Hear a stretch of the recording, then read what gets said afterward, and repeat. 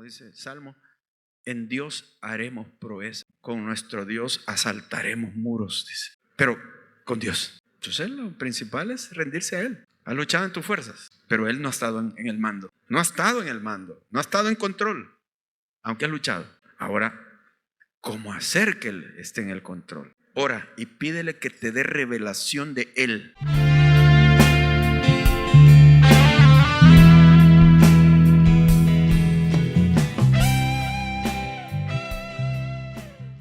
Ahora retomamos el estudio de 2 de Samuel después del énfasis que hicimos en la familia el mes de junio. Y esta mañana pues le he titulado al mensaje este nombre: nuestra unión con Cristo nos lleva a la victoria. Dando un poquito antecedente, habíamos hablado siempre en el capítulo 5, la última vez, de cómo el pueblo de Israel llega y se le rinde a David, al reinado de David. Hasta este momento solo la tribu de Judá le habían pedido que fuese su rey. Y hubo una guerra, larga guerra, entre la tribu de Judá que apoyaba a David con el resto de las tribus. Y esto es un cuadro de cómo se efectúa la madurez espiritual en nosotros, que puede ser que nosotros hemos aceptado a Cristo cuando aceptamos y le damos ciertas áreas de nuestra vida, no todas, y probablemente le demos un pedazo pequeño para que Él reine, porque ahora es nuestro Salvador. Entonces desde allí comienza a desarrollarse una gran batalla dentro de nosotros, entre la carne y el espíritu, entre el yo y Cristo. Y la madurez espiritual va a ir sucediendo en la medida en que nosotros le vamos rindiendo todos los territorios a Cristo y donde Él va reinando en nosotros. Entonces ese es el cuadro. Pero ahora hemos llegado al momento pues donde viene el pueblo de Israel, todas las 11 tribus que habían peleado contra el reinado de David, ahora vienen y le dicen: nos rendimos, ahora reina sobre nosotros. Y llevaron unas palabras bien significativas donde le dijeron: David, somos carne de tu carne y hueso de tus huesos. Llama la atención, ¿por qué le dicen así? ¿Qué es lo que están tratando de decir? Pero ni ellos sabían que estaban hablando de una profecía, porque ya en el Nuevo Testamento, carne de tu carne, hueso de tus huesos. Entonces es donde la iglesia se convierte en eso. Y por eso la palabra dice: y nosotros somos carne de su carne y hueso de sus huesos, dándonos a entender el grado de unidad que tenemos con Cristo, o que deberíamos de tener con Cristo. Somos uno con Él. Cuando hemos reconocido esto, cuando nos hemos dado cuenta de esto y lo aceptamos, entonces comienzan a efectuarse victorias en nuestra vida, victorias sucesivas. Mientras tanto, estamos peleando desde nuestras fuerzas naturales, humanas, contra enemigos que tenemos en nuestro interior, nuestra carnalidad, nuestros pecados, nuestras mañas, nuestro carácter, nuestra ignorancia y todo eso. Entonces, en eso está usted, en ese proceso de maduración espiritual. Pero veamos en el capítulo 5, versículo 1, donde vamos a enfocarnos hoy a dos grandes batallas, dos grandes victorias que se van a efectuar. La victoria sobre los jebuseos, que simbolizan algo para nosotros, y la victoria sobre los filisteos, que también tienen su simbolismo de dos grandes enemigos que tenemos allá en nuestro ser, en nuestro interior. Veamos entonces capítulo 5, versículo 1. Bueno, nos dice así: vinieron todas las tribus de Israel a David en Hebrón y hablaron diciendo: henos aquí, hueso tuyo y carne tuya somos. Y aún antes de ahora, cuando Saúl reinaba sobre nosotros, eras tú quien sacabas a Israel a la guerra y lo volvías a traer. Además, Jehová te ha dicho: tú apacentarás a mi pueblo Israel y tú serás príncipe sobre Israel. Vinieron pues todos los ancianos de Israel al rey en Hebrón, y el rey David hizo pacto con ellos en Hebrón delante de Jehová, y ungieron a David por rey sobre Israel. Era David de 30 años cuando comenzó a reinar, igual el Señor Jesús, ¿verdad? Su ministerio a los 30 años, y reinó 40 años.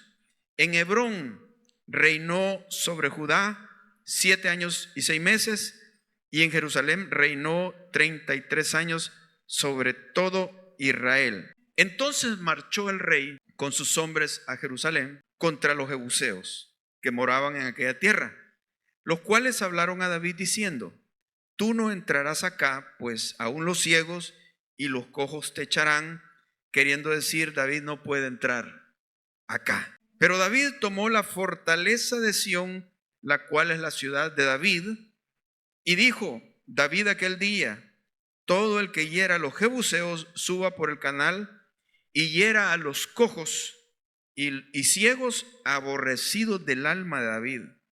Por esto se dijo, ciego ni cojo no entrará en la casa. Y David moró en la fortaleza y le puso por nombre la ciudad de David y edificó alrededor desde Milo hacia adentro. Y David iba adelantando y engrandeciéndose, y Jehová Dios de los ejércitos estaba con él. Lo que les decía, iba adelantando y engrandeciéndose cada vez más, igual que en nuestra vida. Juan el Bautista dijo, es necesario que yo mengüe y que Él crezca, que crezca en ti. Veamos lo siguiente, estamos hablando de vencer. Aquí están dándose victorias sucesivas de David. ¿Por qué no vences en tu vida cristiana cuando no vences? He oído decir, es que soy muy débil para vencer ciertas tentaciones. El fondo es esto, no es que seas demasiado débil, que sí lo eres, pero no vences no porque seas débil, sino porque no estás dependiendo del gobierno de Jesucristo en tu vida. Decimos, David es tipo de Cristo. Aquí está Cristo y nuestra vida cristiana de forma simbólica en este libro. Entonces, esa es la razón por la que no vencemos. El pueblo, cuando le dio el gobierno entero a David, empezó a experimentar victoria tras victoria tras victoria hasta que Israel llegó a su apogeo. En toda la historia de Israel no ha habido una época como la época ya al final del rey David y esa transición con los primeros años de Salomón. David le dejó un reino sumamente estable a Salomón y de ahí no volvió a haber una época de apogeo como esa. Pero todo esto es porque había algo espiritual que llevó a toda esta victoria. David, que representa a Jesucristo, así va a suceder en nuestra vida. Cuando Jesucristo tenga todos los territorios de nuestra vida, todo el control. Este es el momento pues donde todas las tribus se rinden al gobierno al gobierno de David, igual que nosotros. Pero bueno, jebuseos y filisteos, ¿qué representan? Dos enemigos grandes de nosotros. Primero, veamos la fortaleza de los jebuseos. La fortaleza de los jebuseos representa aquellas áreas que todavía están bajo el control de nuestra carne, de nuestra vida. Somos cristianos, pero ahí la carne tiene fortalezas que no hemos podido vencer. Pero ¿cómo vamos a vencer? Eso es lo que vamos a ver en esta ocasión. La fortaleza de los jebuseos estaba dentro del territorio de los hebreos. O sea, era la voluntad de Dios que ellos tuvieran control sobre esa fortaleza. ¿Habían tratado los hebreos de conquistar? Probablemente y probablemente no. Esto es aquello de que trataron de conquistar la fortaleza de los jebuseos, pero no pudieron.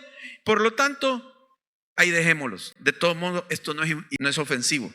Que ellos vivan ahí, bueno, solo están viviendo, pero nosotros somos la mayoría y tenemos la fuerza. Israel, dejémoslos vivir ahí.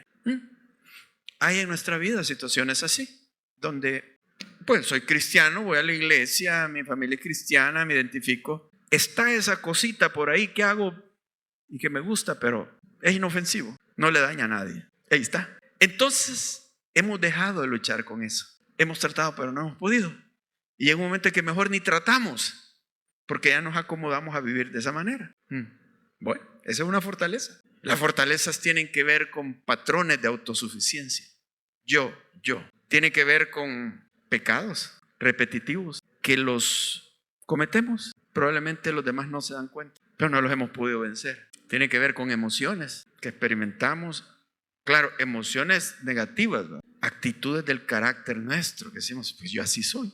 Y tal vez otros nos quieren cambiar y no hemos cambiado, no hemos podido y ni queremos cambiar. Es una fortaleza carnal que tenemos dentro de nosotros. Adicciones, mentiras, vacíos que tenemos en nuestra mente de conocimiento, mentiras, engaños en la cabeza que producen un control de la carne. Y todo mal hábito que nos domina es una fortaleza. Aún Pablo dijo, todo me es lícito, pero no todo conviene.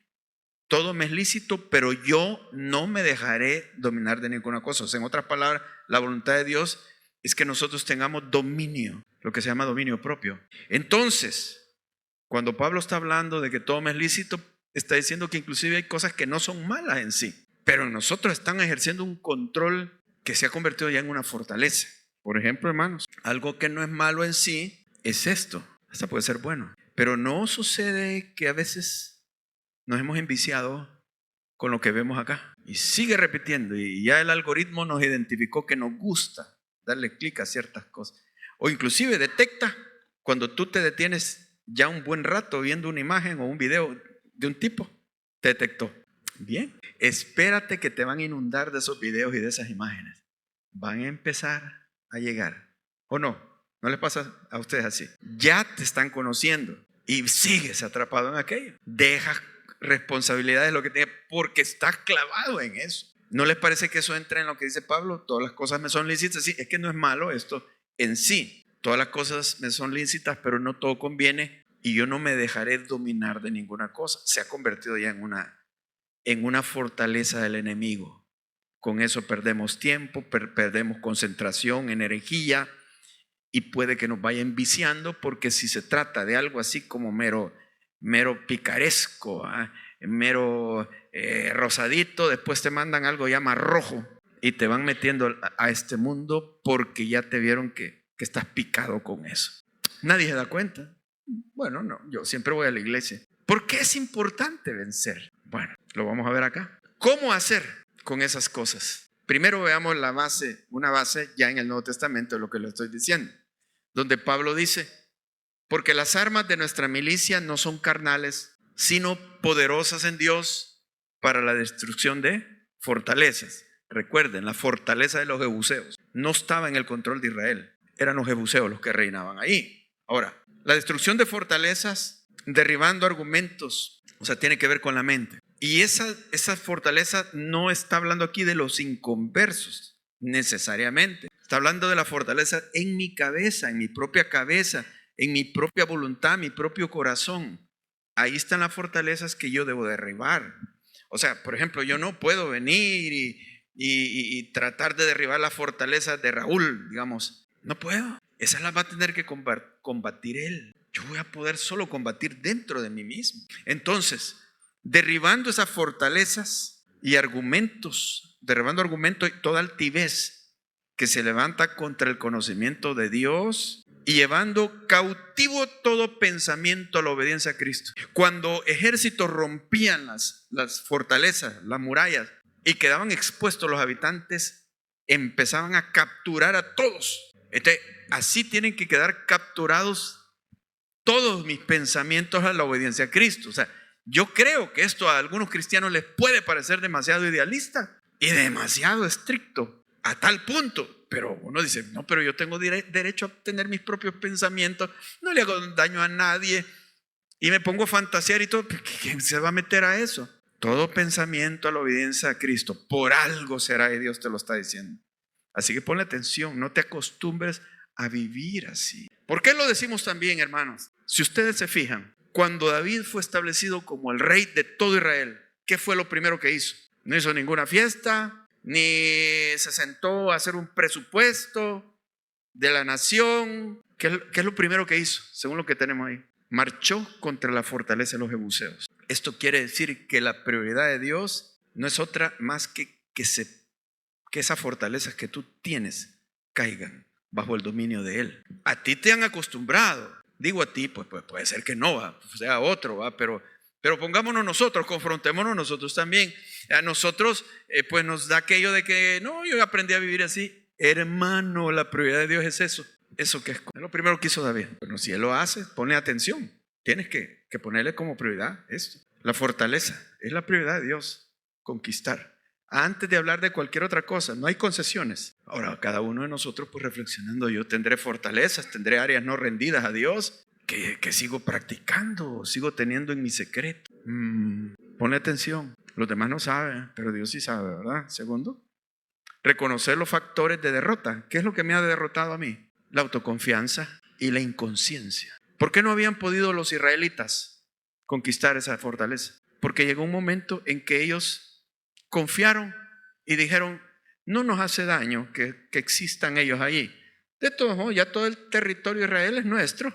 Pero les digo, no solamente fue esta fortaleza, sino que fueron otros sitios que ellos dejaron sin conquistar. Entonces, esa es la autoconfianza. Esto, hermano, es cuando nosotros creemos que ya lo sabemos todo. Y podemos decir, tal tema, ya me lo sé. Si alguno cree que sabe algo, dice Pablo, aún no lo sabe como lo debe saber. Todo el tiempo yo necesito saber, yo necesito estarme edificando, yo necesito congregarme, yo necesito discipulado, o que me discipulen, o yo discipular. Siempre estamos necesitados.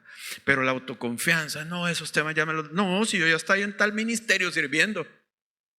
Esa es otra señal de autoconfianza, que creemos que por estar activos haciendo esto y lo otro ya no necesitamos más. Mire, porque yo me he encontrado a través de la historia de nuestra iglesia personas que entraron a un ministerio y nunca fueron discipulados. Y cuando se habla de discipulado, no, yo ya no necesito, porque ya están en el ministerio, hasta cargo les dieron y nunca fueron discipulados. Ya no necesito. A su tiempo comienzan a manifestar actitudes farisaicas o a brotarle lo que tienen en el corazón. Todavía eran territorios no conquistados. Ahora, yo quisiera que no dijéramos, fulano, y no que nos viéramos a nosotros, pero a veces creo necesario ilustrar estas cosas como una realidad que se da. Entonces, la inconsciencia, hermanos, pues tenemos autoconfianza, somos inconscientes de lo que Dios quiere para nosotros y de lo que nosotros necesitamos. Y entonces uno se afinca en ciertas necesidades como esto. Digamos que usted necesita alimentarse bien. Y entonces dice una persona, vaya, yo me voy a alimentar bien, a mí me gustan los postres y solo postre voy a comer. Puede ser, no me voy a morir, pero a mí esos postrecitos, que esos pastelitos y aquellas maravillas que venden en Chos y en San Martín, ¿cómo me lo voy a estar perdiendo? En el sentido espiritual también algunos somos así. Es que a mí, yo necesito algo que me haga sentir animado. Entonces solo buscan enseñanzas emocionales, enseñanzas terapéuticas de dar ánimo. Y lo demás, no, ya eso no, ¿verdad? Ya venir a aquel libro de Ezequiel, que Isaías, no. Mejor algunos pasajitos de los Salmos y otros. ¿Qué dijo Jesús? Enseñándoles que guarden, ¿qué? Todo lo que os he mandado. Todo. ¿Por algo será? Esa es una alimentación súper balanceada. Entonces, la inconsciencia nos lleva a configurar nuestro crecimiento espiritual según nuestro gusto, a nuestra manera de pensar, no al de Dios necesariamente. Está bien tomar, digamos, enseñanzas motivacionales, pero no solo quedarnos a eso. Hay que discernir la verdad, hermano. Necesitamos. La inconsciencia, porque ellos no sabían las consecuencias que iban a venir de dejar esas fortalezas. Miren, la escritura nos dice que cuando ya los israelitas se sentían fuertes, cada tribu fue dejando áreas sin conquistar. Y lo más que hicieron con los amorreos, cananeos, fue que cuando ya se sintieron fuertes los israelitas, los hicieron tributarios, dice. O sea, les pidieron tributo, les pidieron impuestos por vivir allí, pero no los echaron. Mucho después se les aparece Dios en forma del ángel de Jehová y les dijo, yo les mandé que conquistaran todo el territorio, pero por cuanto no lo hicieron, ya no van a poder hacerlo, pero los habitantes se van a fortalecer y van a ser aflicción para ustedes, van a ser azotes para sus espaldas, van a ser escorpiones, porque ustedes no lo quisieron hacer. Eso está en el libro de los Jueces. Así que todo el pueblo lloró. Este ha sido todos los líos de los israelitas hasta el día de hoy. Que los enemigos se crecieron y los hijos de ellos y los nietos comenzaron a caer en pecados influenciados por estas naciones, porque había mucho elemento mundano, carnal, y los hijos se deleitan en eso. Usted puede decir, no, mis hijitos son santos porque vienen de una pareja evangélica. Hermano, si sus hijitos le van a salir con naturaleza pecaminosa como cualquiera, ¿o no? Sí. y va a tener que ganarlos para Cristo. No, pero ahí en la iglesia, en la escuela dominical. No, hermano, si la iglesia dominical es una vez a la semana, una leccioncita, y donde sí reciben formación es en su casa. Ustedes, papá, que se sienten a explicar. Pero si no es así, Dios les dijo, si dejan a los cananeos, estos van a ser tropezadero para ustedes. Y eso sucedió, pero ellos no tenían la conciencia de esto. Se los anunció profeta tras profeta hasta que llegó el final, donde los invadieron los ninivitas y los babilonios y arrasaron el templo y todo. Y Dios les dijo, se los dije durante siglos que esto iba a llegar a suceder porque ustedes se apartaron de mis caminos, siguiendo los caminos de los pueblos cananeos que ustedes dejaron vivos. Pero en aquel momento no me iba mal, con confianza. Hermanos, tengamos conciencia de lo que Dios quiere. No se consulte a usted mismo, consulte a Dios. Porque nosotros trazamos líneas bien favorables a nosotros. Lo que yo quiero, lo que yo no quiero. Esto no lo necesito, esto sí, esto no. No, hermano. Se va a autoengañar. Es Dios. ¿Qué dice Jesús? Eso tengo que hacer, ¿o no? ¿O creen ustedes que es diferente? No sé, pero este es el evangelio. Tal vez creyó que el evangelio era otra cosa, que uno es el que mandaba y uno buscaba a Dios cuando quería y todo. Tal vez en otra iglesia enseñaron así, usted captó esa idea, pero no es así, hermano. Ahora, otra cosa, solo con el rey al mando es posible. Yo sé, usted puede decir, yo soy débil. Sí, es cierto. He tratado en serio y no he podido. Es cierto, no ha podido. ¿Sabe por qué? Porque usted ha luchado en sus propias fuerzas. Lo primero que necesita es someterse a Él. Y ahí va a empezar la victoria. Dice, miren qué poderoso este versículo. Someteos a Dios, primero. Segundo, resistid al diablo. Y tercero, como resultado, huirá de vosotros. ¿Cuándo el diablo va a huir de usted? Cuando usted esté sometido a Dios. ¿Por qué? Porque entonces es Dios quien está peleando la batalla. Si usted no se ha sometido a Él, es usted quien va a pelear la batalla. Y lo va a descuartizar el diablo. O sea, va a barrer con usted, hermano. Es cierto, usted es débil, pero Cristo es fuerte. David toma el control. Lo primero que hace es conquistar esas fortalezas y viene la victoria. Algo que creyeron que no se podía. Otra cosa, hermano. Debes aborrecer los no puedo, o sea, las excusas. En el relato se nos dice que los habitantes de las fortalezas de los jebuseos se pusieron desde arriba a ver a los judíos que querían entrar y se reían y se hacían burla. Y dijeron, ¿qué? No vas a poder entrar, David. Aún los cojos y los ciegos te van a derrotar. Y dice la escritura, como en forma sarcástica, diciendo, como ni nosotros los hombres de guerra vamos a tener necesidad de pelear, porque aquí es tan imposible que ustedes entren, que hasta a los cojos y los ciegos podríamos dejar como soldados y los van a derrotar a ustedes. Queriendo decir eso, ¿no? Ahora, cuando David planeó el asalto a la fortaleza, les dijo a los judíos, suban por el canal del agua, y hieran a todos los cojos y ciegos aborrecidos del alma de David. ¿Qué tenía David contra cojos y ciegos? Él también respondió de una forma sarcástica. Ahora, para nosotros esto tiene un sentido espiritual. ¿Quiénes son los cojos y los ciegos que parecen ser tan fuertes en nuestra vida? Son todo eso no puedo. Todos esos pensamientos de inválido, de discapacitado que tenemos. No puedo. No, ya no puedo yo. Y dice que el alma de David los aborrece. O sea, Jesucristo los aborrece. Todas esas excusas, porque son excusas. No puedo. Porque al final sí somos capaces de hacer muchas cosas. Lo que pasa es que para Dios no puedo. ¿O no? Mire, el ser humano es maravilloso porque Dios le ha dado una inteligencia que la ocupa para bien y para mal. Y la ocupa para tejer excusas también, fabulosas. Le impacta a uno. Se sorprende, no sabe si sentirse triste o molesto o qué, porque para excusas, hermanos, somos buenísimos. Da tristeza, pero así es. No puedo. Ahora, yo le pido que sea muy honesto usted al responder esto. No puede o no quiere en realidad. Al menos si fuéramos sinceros, sí, no quiero, hermano. Disculpe, yo ando carnal, ¿va? Nadie va a decir eso. Mire, disculpe que yo soy sabiondo, yo soy sabio en mi propia opinión, pues, ¿verdad? Yo creo que ya lo sé todo. Yo no necesito eso. Tal vez así al menos habría sinceridad. Ok, está bien. Pero no, que no sé qué, que no sé cuánto, que aquí, que allá va, que esto y lo otro. Y no. Excusa. Uno no dice nada, pero ahí va. Pero uno advierte el estado del pueblo de Dios, una debilidad espiritual, porque eso es lo que produce las excusas. Problemas de los cuales nunca se superan, y ahí está la persona batada con esa fortaleza de la carne en su vida, con ese sentimiento, con esa depresión, con eso que nunca se supera. Y no diría nombres, pero he visto la trayectoria de muchos cristianos a través de años y décadas.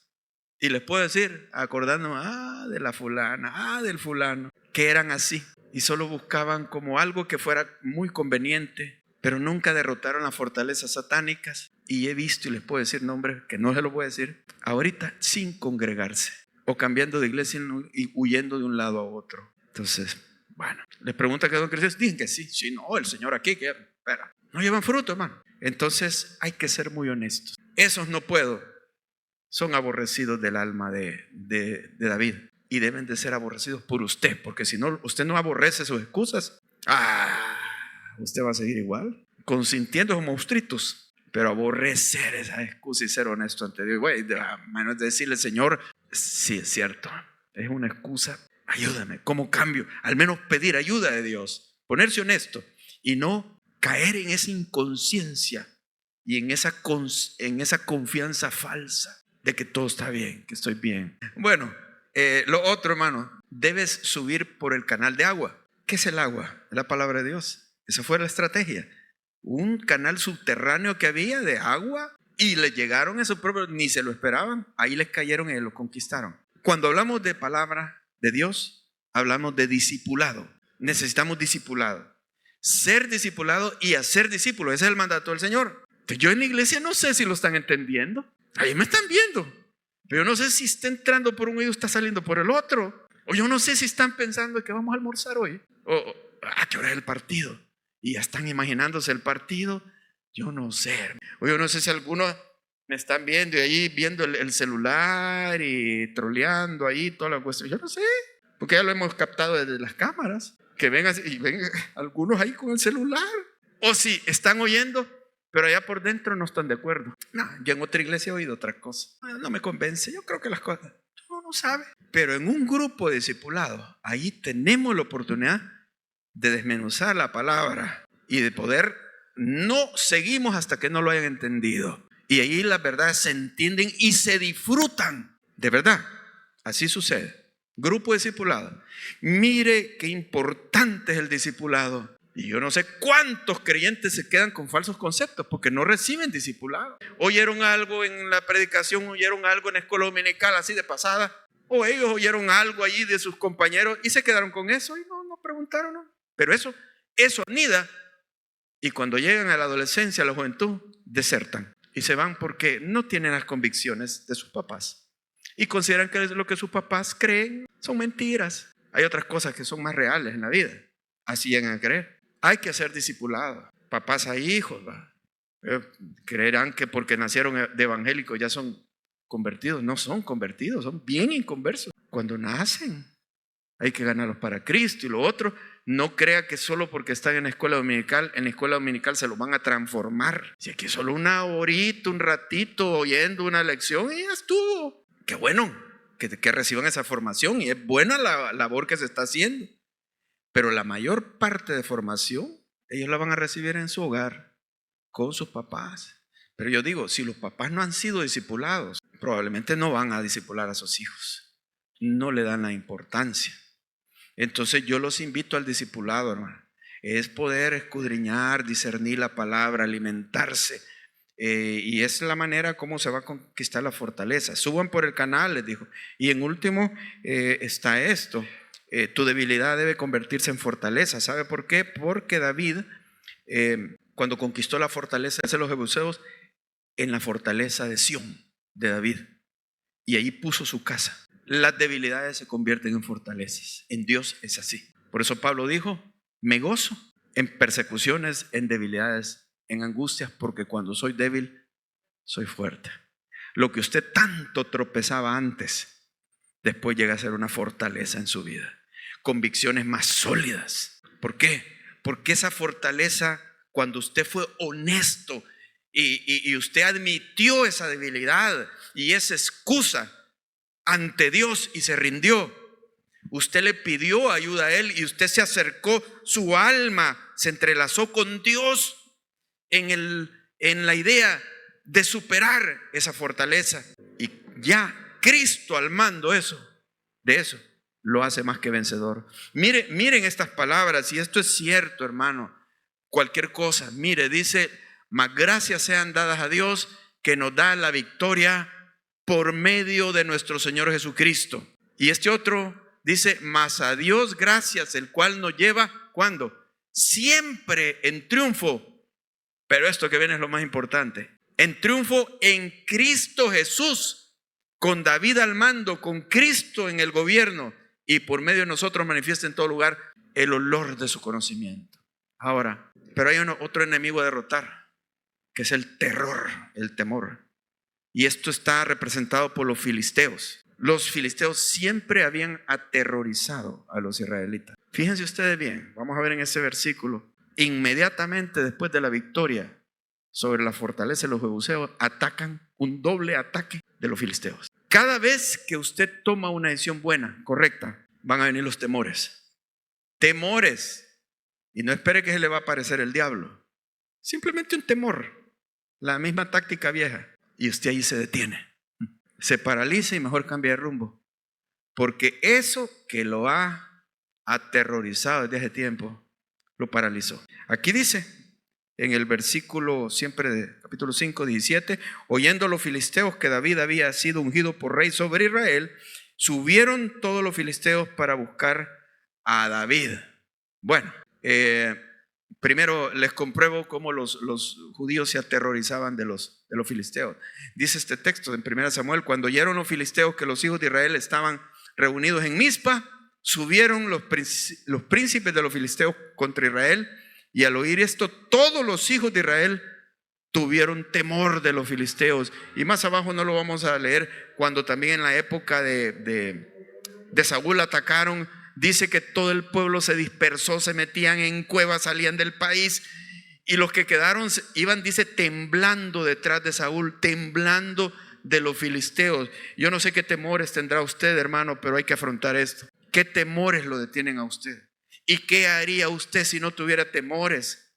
Volaríamos, haríamos un montón de cosas, pero no desarrollamos el potencial de Dios por los temores que tenemos. Primero, identifique, se trata de ataques satánicos para paralizarle. No es que Dios ha perdido el control, porque eso es lo que vamos a creer. Dios no está en esto. Me va a pasar esto. No, calma. Dios no ha perdido el control. Es un ataque que tienes. Son temores que lógicamente el diablo está inyectando, porque es la manera como siempre te ha derrotado. No tiene que cambiar de estrategia, solo tiene que ser persistente. Segundo, son contra Cristo, para quitar a Cristo de tu campo visual. Miren lo que dice aquí: subieron todos los filisteos para buscar a David. Dice, a David buscaban. No, pero todos los israelitas, todo el pueblo, no, era David a quien buscaban. O sea, el diablo lo que busca es a Cristo en ti, porque sabe que si quitas la mirada de Cristo, o la quiere quitar de tu campo visual, estás derrotado. Con tu inteligencia y tu fuerza no vas a poder. Entonces es borrar a Cristo de ti, para que pienses en terapias, en psicólogos, en dinero, en cheros y cualquier recurso que puedas tratar de encontrar. No a Cristo. Muy astuto. Es a David a quien buscaba. Otro, los temores se parapetan en Refaim. ¿Sabe qué quiere decir Refaim? Gigantes. Vinieron, dice, todos los filisteos al valle de Refaim. Ahí se posicionaron para la batalla. Los gigantes eran siempre terror para los israelitas. Cuando Moisés los envió, vinieron para reconocer la tierra prometida, vinieron con un reporte: allí hay gigantes. Y nosotros parecíamos grillos, langostas ante ellos, y así nos veíamos a nosotros mismos. No pudieron entrar por los gigantes, los espectros, los fantasmas. Hermanos, si supiéramos cómo Dios tiene el control de las cosas, pero ahí nuestra cabecita está con imaginaciones. Y ahí mejor ya no hacemos nada, porque estamos llenos de temor. Desde ahí atacan los filisteos, desde Refaim, el valle de los gigantes. La clave es la dependencia de Dios. nuestro poderoso gigante. David consultó a Jehová, vamos a ir a la batalla, vaya, porque yo estoy contigo. Y por segunda vez vuelven a atacar a los filisteos desde el mismo valle, Refaim. Si ustedes siguen la lectura, no necesita cambiar de táctica, porque le ha dado tanto resultado por toda tu vida que te va a derrotar solo con eso, con el temor. Uno dice, qué terrible, cómo te ha derrotado con eso. Y por temor temblamos y no hacemos nada. Mejor no emprendemos nada porque empezamos a dudar. ¿Por qué? Porque tenemos temor. Mire Jesús caminando sobre el mar. Lo ve Pedro y los demás apóstoles. Señor, asombrado. Y Pedro de atrevido le dijo, Señor, si eres tú, manda que yo vaya también caminando sobre el agua. Y Jesús le dijo, ven. Estaba bonito, estaba bonita la respuesta de Pedro. Y dice que se tiró y empezó a caminar sobre el agua. Pero dice la escritura, al ver el fuerte viento, o sea, el viento sopló y sucedió exactamente lo que les estoy diciendo. Jesús desapareció de la pantalla de Pedro y lo que apareció frente a sus ojos era el viento, temor, y se hundió. Ahí terminó la aventura. Claro, clamó y Jesús lo sacó y le dijo, hombre de poca fe, ¿por qué dudaste? ¿Cómo nos va a nosotros cuando disponemos algo? No, empiezas a dudar. ¿Temores qué? De ti mismo probablemente. No, es que temo que voy a fracasar, que no me vayan a hacer caso, y yo aquí, que me van a hacer a un lado. Temores con relación a ti mismo, a las circunstancias, a los demás, ¿qué van a decir otros? Te das cuenta que no se puede seguir a Jesús consistentemente de esa manera. Solo es estar sobreviviendo, viviendo con fortalezas carnales dentro de nosotros, porque no podemos vencer los temores. Y recuerdes esto, con David en el mando, el pueblo de Israel triunfó hasta llegar a ser una nación próspera y vencedora. Con Cristo en el mando tuyo vas a conquistar las fortalezas. Como dice Salmo, en Dios haremos proeza, con nuestro Dios asaltaremos muros, dice. Pero con Dios. Entonces lo principal es rendirse a Él. Ha luchado en tus fuerzas, pero Él no ha estado en el mando. No ha estado en el mando, no ha estado en control, aunque ha luchado. Ahora, ¿cómo hacer que Él esté en el control? Ora y pídele que te dé revelación de Él. ¿Quién es Él? Y pídele que te dé revelación de esas áreas que no han sido controladas por Él para que se las entregues. ¿Qué serán? Cada uno en lo personal, porque quizás todos tendremos temores y áreas adictivas que se han apoderado de nosotros. Hay que recuperar todo eso. Así que vamos a orar en este momento.